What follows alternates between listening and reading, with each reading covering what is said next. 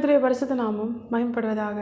இந்த நாளில் இந்த காலை வேளையிலே கர்த்தர் நம்மை அவருக்குள் பலப்படுத்தும்படியே நமக்கு தருகிற வார்த்தை சங்கீதம் அதனுடைய 118வது அதிகாரம் அதனுடைய 13வது வசனம். நான் விழும்படி நீ என்னை தள்ளினாய், கர்த்தரோ எனக்கு உதவி செய்தார். கர்த்தருடைய பரிசுத்த நாமம் மகிமைப்படுவதாக. இந்த வசனத்தை கொண்டுதான் தேவஜனங்களாகிய நம்மை இன்று அவருக்குள் பலப்படுத்துகிறார். நம்முடைய வாழ்க்கையிலும் தாவீதைப் போல கர்த்தருடைய இருதயத்திற்கு ஏற்றவனாய், எந்த சூழ்நிலையிலும் மன ரம்யமாய் புலம்பாமல் கர்த்தரை துதித்து கொண்டிருக்கிற அந்த அனுபவத்தை உடையவர்களாய் நாம் நம்முடைய வாழ்க்கையில் வாழ வேண்டுமானால் இந்த வசனம் நம்முடைய வாழ்க்கையாக இருக்கணும். தாவீதினுடைய வாழ்க்கையில் தாவீதுக்கு விரோதமாய், அநியாயமாய், பொய்யாய் அவனை பகைத்து அவனுக்கு தீங்கு செய்ய அவனுக்கு விரோதமாய் எழும்பினவர்கள் அநேகர். அவனுடைய சொந்த குடும்பத்தில் அவனுடைய தகப்பன், அவனுடைய சகோதரர்கள், இப்படி அநேகர் தாவீதுக்கு விரோதமாய் கிரியை செஞ்சாங்க. ஆனால் தாவீது எந்த சூழ்நிலையிலுமே சோர்ந்து போய் முடங்கி போய் தேவன் தனக்கு வைத்திருக்கிற அந்த மேலான வாக்கு தத்தத்தை தன்னால் சுதந்திரிக்க முடியாத ஒரு நிலையில் பலனற்று தாவீது மாறவே இல்லை. சொல்லப்போனால் பிரச்சனை அதிகரிக்க அதிகரிக்க, விரோதமான சத்துருக்கள் அதிகமாக எழும்ப தாவீதின் வாழ்க்கை அது மேன்மையுள்ளதாக ஒவ்வொரு நாளும் மாற்றப்பட்டு கொண்டே இருந்தது. தாவீதினுடைய வாழ்க்கை படிப்படியாய் உயர்த்தப்பட்டு கொண்டே இருந்தது. சொல்லப்போனால் யுத்தத்திற்கான வஸ்திரம் கூட போட்டு பழக்கமில்லாத அந்த தாவீதை அவன் கையை போருக்கும் அவன் விரல்களை யுத்தத்திற்கும் தேவன் பழக்குவித்தார். இந்த காரியங்கள் எல்லாம் எதனால் நடந்தது தெரியுமா? தேவன் தன்மேல் வைத்திருக்கிற ராஜரீக அபிஷேகத்தை அவன் உணர்ந்து அந்த ராஜஸ்தானத்திலே இஸ்ரவேலை ஆளுகை செய்யும் ராஜாவாய் அந்த சிங்காசனத்திலே ஒரு நாள் நான் அமர்வேன் என்ற விசுவாசத்தோடு, இது என்னுடைய பலத்தினால் அல்ல, இது கர்த்தரே எனக்காக செய்து முடிப்பார் என்ற நிச்சயத்தோடு தாவீது ஒவ்வொரு நாளும் கர்த்தர் தன்னை உருவாக்க, தன்னை உடைக்க, தன்னை உருவாக்க, தன்னை பழக்குவிக்க, அவன் தன்னை முழுமையாய் கர்த்தருடைய பாதத்தில் அர்ப்பணிக்க எப்படி தாவீதால் முடிந்தது தெரியுமா? இந்த வசனம் அவனுடைய வாழ்க்கையாக இருந்ததுனால தான்.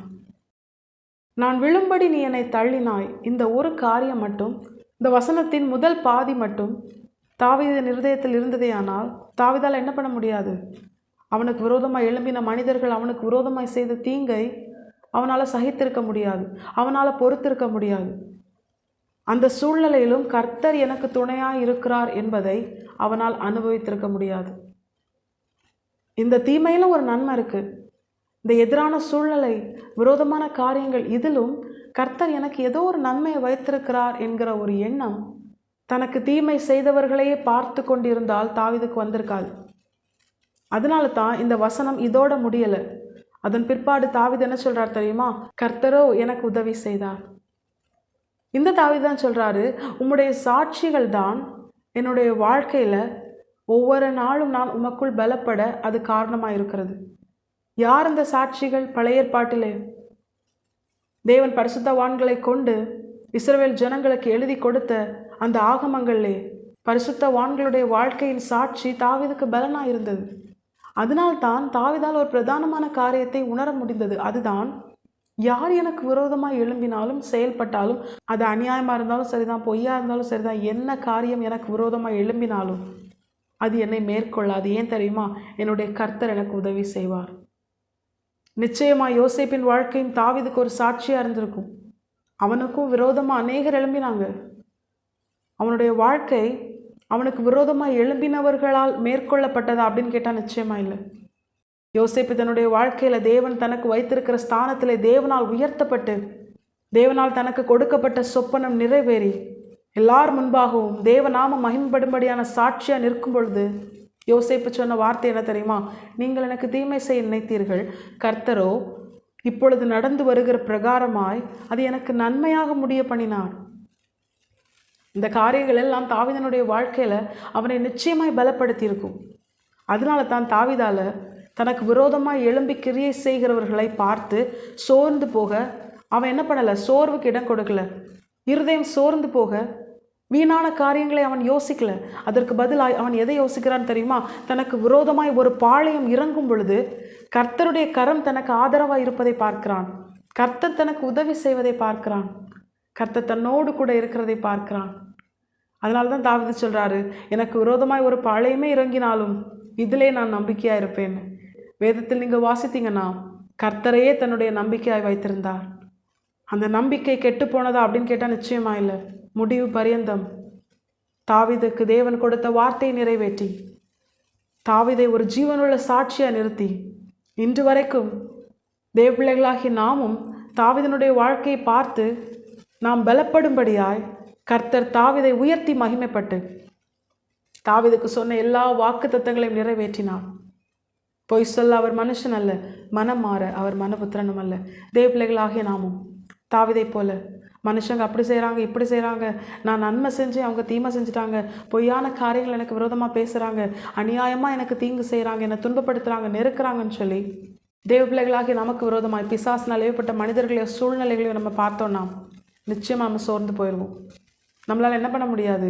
கர்த்தர் நம்முடைய பலனாக இருப்பதையும், கர்த்தரை நமக்கு எல்லாவற்றுக்கும் எல்லாமா இருப்பதையும், அவர் தந்த வாக்குத்தத்தத்தை அவர் நமக்காக நிறைவேற்றும்படியாய் அவர் நமக்கு முன் செல்வதையும் நம்மால் அனுபவிக்க முடியாது, நம்மால் ருசித்து மகிழ முடியாது. கர்த்தருக்குள் மகிழ்ச்சியாக இருப்பது தான் நம்முடைய பலன். அதற்கு நம்ம என்ன செய்யணும்? கர்த்தர் நமக்கு செய்கிற நன்மையை பார்க்கணும், கர்த்தர் நமக்கு செய்கிற உதவியை பார்க்கணும். தாவீது அதை தான் பார்த்தாரு.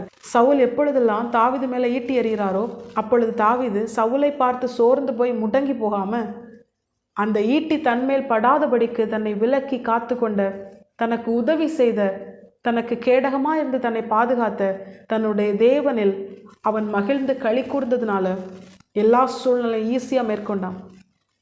அவன் முன்னேறி போயிட்டே இருந்தான். வர வர தாவீது பலத்தான்.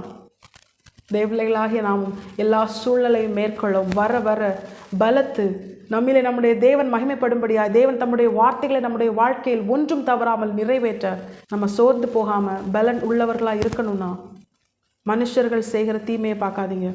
அந்த தீமையில் நீங்கள் சிக்கிக்கொள்ளாமல், நீங்கள் மாட்டிக்கொள்ளாமல், அந்த தீமை உங்களை மேற்கொள்ளாமல் பத்திரமாய் தம்முடைய செட்டையின் மறைவிலே உங்களை பாதுகாத்து எந்த தீங்கும் எந்த சத்துருவின் திட்டமும் உங்கள் மேல் எழும்பாதபடிக்கு உங்களுக்கு விரோதமாய் வருகிற எல்லா ஆயுதமும் வாய்க்காமல் போக பண்ணுகிற, உங்களுக்கு உதவி செய்கிற கர்த்தருடைய கரத்தை பார்த்து, கர்த்தரை பார்த்து நன்றியுள்ள இருதயத்தோடு அவரை துதித்து தாவீதை போல சங்கீதம் பாடுகிறவர்களாய் அவருக்குள்ளே களி கூர்ந்து மகிழ்கிறவர்களாய் நாம் நம்முடைய வாழ்க்கையில் இருந்தோமே ஆனால் வேதத்தில் சொல்லப்பட்ட வார்த்தையின்படியே நாம் தளர்ந்து போகாதிருந்தால் ஏற்ற காலத்திலே அறுப்போம். நிச்சயமாய் தேவன் நம்முடைய வாழ்க்கையில் நமக்கு தந்த வாக்குத்தத்தத்தை அவர் நம்மிலே நிறைவேற்றி நம்மை ஜீவனுள்ள சாட்சியாக நிறுத்தி எப்படி தாவீதின் சிங்காசனத்தில் இயேசு கிறிஸ்து வந்து அமர்ந்தாரோ அது நித்தியத்திற்குரியதாய் மாற்றினாரோ தேவபிள்ளைகளாகிய நம்முடைய வாழ்க்கையிலும் ஆண்டவராக இயேசு கிறிஸ்து வெளிப்பட்டு நம்மை நித்தியத்திற்குரியவர்களாய் மாற்றி நம்மை மற்றவர்களுக்கு சாட்சியாக நிறுத்தி நம்மிலே நம்முடைய தேவன் மகிமைப்பட வேண்டுமானால் தாவீதை போல நமக்கு உதவி செய்கிற கர்த்தரை நோக்கி பார்த்து அவருக்குள் களி கூர்ந்து மகிழ்கிற தேவஜனங்களா எல்லா சூழ்நிலையிலும் துதித்து சூழ்நிலையை மேற்கொள்வோம். நம்முடைய தேவன் நமக்கு உதவி செய்து நம்மிலே நம்முடைய தேவன் மகிமைப்படுவது அதிக நிச்சயம். கர்த்தர் இந்த வசனத்தை கேட்டு நம் அனைவரையும் ஆசீர்வதித்து வழிநடத்துவாராக. கர்த்தருடைய பரிசுத்த நாமம் மட்டுமே மகிமைப்படுவதாக.